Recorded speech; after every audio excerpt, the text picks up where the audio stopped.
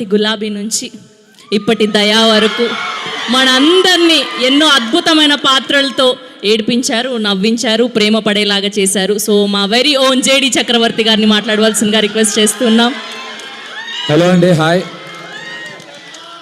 ఇవాళ నేను చాలా తక్కువ మాట్లాడదాం డిసైడ్ అయ్యాను. నాకెందుకో మా దిల్ రాజు గారు మాట్లాడితే వినాలని కోరికగా ఉంది. కాదు రాజుకి కాదు రాజు మాట్లాడితే వినాలని నాకు కోరికగా ఉంది. ఫస్ట్ దుల్కర్ గురించి చెప్పాలి. నాకు మా సినిమా గురించి ప్రమోషన్స్ గురించి మాట్లాడుతూ నేను అవతార్ గురించి ఎక్కువ మాట్లాడా.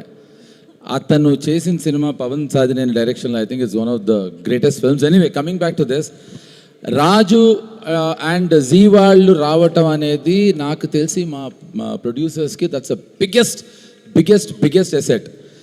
రాజు నేను ఈ గురించి చాలా చెప్పాను. ఇప్పుడైతే డబ్బా కొట్టారని అనకూడదు. నా ఇంటర్వ్యూస్ అన్నిట్లలో రాజు గురించి చెప్పాను.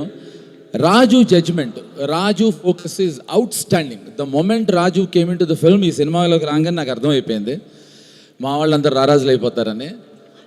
సో ఇవాళ నాకు నేను రాజు మాట్లాడితే వినాలి నా కోరిక. అండ్ రాజు, నువ్వే మాట్లాడాలి. నీ అంటే ఈస్ టెరిఫిక్, హీ ఎంటర్టైన్స్, మన అందరినీ టెరిఫిక్గా ఎంటర్టైన్ చేస్తాడు. ఎస్. సో